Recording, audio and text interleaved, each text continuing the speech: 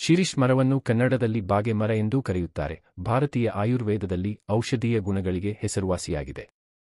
ಈ ಮರದ ಬೀಜ, ಎಲೆಗಳು, ತೊಗಟೆ ಮತ್ತು ಹೂವುಗಳನ್ನು ವಿವಿಧ ಆರೋಗ್ಯ ಸಮಸ್ಯೆಗಳಿಗೆ ಬಳಸಲಾಗುತ್ತದೆ. ಮೈಗ್ರೇನ್ ಸಮಸ್ಯೆಗೆ ಶಿರೀಷ್ ಮರವನ್ನು ರಾಮಬಾಣ ಎಂದು ಕೆಲವರು ಪರಿಗಣಿಸಿದರೂ ಇದರ ಬಗ್ಗೆ ವೈಜ್ಞಾನಿಕ ಸಂಶೋಧನೆಗಳು ಸೀಮಿತವಾಗಿವೆ.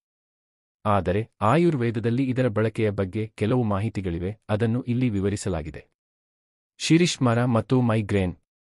ತಂಪಾಗಿಸುವ ಗುಣ. ಶಿರೀಷ್ ಮರದ ತೊಗಟೆ, ಎಲೆಗಳು ಮತ್ತು ಬೀಜಗಳು ಉರಿಯುತ್ತವೆ ಎಂಬ ಗುಣವನ್ನು ಹೊಂದಿವೆ. ಇದು ಮೈಗ್ರೇನ್ಗೆ ಸಂಬಂಧಿಸಿದ ತಲೆನೋವನ್ನು ಕಡಿಮೆ ಮಾಡಲು ಸಹಾಯ ಮಾಡುತ್ತದೆ ಎಂದು ಆಯುರ್ವೇದದಲ್ಲಿ ನಂಬಲಾಗಿದೆ. ವಿಷ ನಿವಾರಣೆ. ಶಿರೀಷ್ನಲ್ಲಿ ವಿಷ ನಿವಾರಣೆ ಗುಣಗಳಿವೆ ಎಂದು ಹೇಳಲಾಗುತ್ತದೆ. ಇದು ದೇಹದಲ್ಲಿ ಸಂಗ್ರಹವಾಗಿರುವ ಒತ್ತಡ ಅಥವಾ ರಾಸಾಯನಿಕ ಅಸಮತೋಲನದಿಂದ ಉಂಟಾಗುವ ಮೈಗ್ರೇನ್ಗೆ ಪರಿಹಾರವಾಗಬಹುದು. ಉರಿಯೂತ ಶಮನ. ಇದರ ಉರಿಯೂತ ಶಮನ ಗುಣಗಳು ತಲೆನೋವಿನ ತೀವ್ರತೆಯನ್ನು ಕಡಿಮೆ ಮಾಡಲು ಸಹಾಯ ಮಾಡಬಹುದು. ಬಳಕೆಯ ವಿಧಾನಗಳು.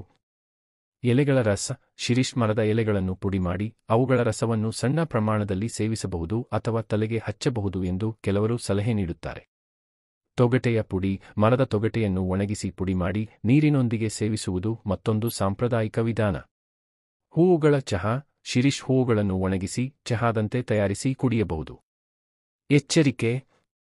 ಶಿರೀಷ್ ಮರವನ್ನು ಔಷಧಿಯಾಗಿ ಬಳಸುವ ಮೊದಲು ಆಯುರ್ವೇದ ವೈದ್ಯರ ಸಲಹೆ ಪಡೆಯುವುದು ಉತ್ತಮ, ಏಕೆಂದರೆ ಇದನ್ನು ಅತಿಯಾಗಿ ಬಳಸಿದರೆ ಅಡ್ಡಪರಿಣಾಮಗಳು ಉಂಟಾಗಬಹುದು. ಗರ್ಭಿಣಿಯರು ಮತ್ತು ಮಕ್ಕಳಿಗೆ ಇದನ್ನು ಶಿಫಾರಸು ಮಾಡುವುದಿಲ್ಲ.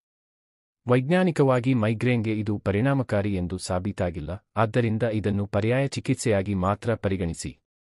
ಮೈಗ್ರೇನ್ಗೆ ಶಿರೀಷ್ ಮರ ರಾಮಬಾಣವಾಗಬಹುದು ಎಂಬುದು ಸಾಂಪ್ರದಾಯಿಕ ನಂಬಿಕೆಯಾಗಿದ್ದು, ವೈಯಕ್ತಿಕ ಫಲಿತಾಂಶಗಳು ಬದಲಾಗಬಹುದು. ಒತ್ತಡ ನಿರ್ವಹಣೆ. ಸರಿಯಾದ ಆಹಾರ ಪದ್ಧತಿ ಮತ್ತು ವೈದ್ಯಕೀಯ ಸಲಹೆಯೊಂದಿಗೆ ಇದನ್ನು ಸಂಯೋಜಿಸಿದರೆ ಉತ್ತಮ ಫಲಿತಾಂಶ ಸಿಗಬಹುದು. ಈ ವಿಡಿಯೋ ನೋಡಿದ್ದಕ್ಕೆ ಧನ್ಯವಾದಗಳು ಸ್ನೇಹಿತರೆ. ನನ್ನ ಯೂಟ್ಯೂಬ್ ಚಾನೆಲ್ ಅನ್ನು ಸಬ್ಸ್ಕ್ರೈಬ್ ಮಾಡಿ. ವಿಭಿನ್ನ ವಿಷಯಗಳು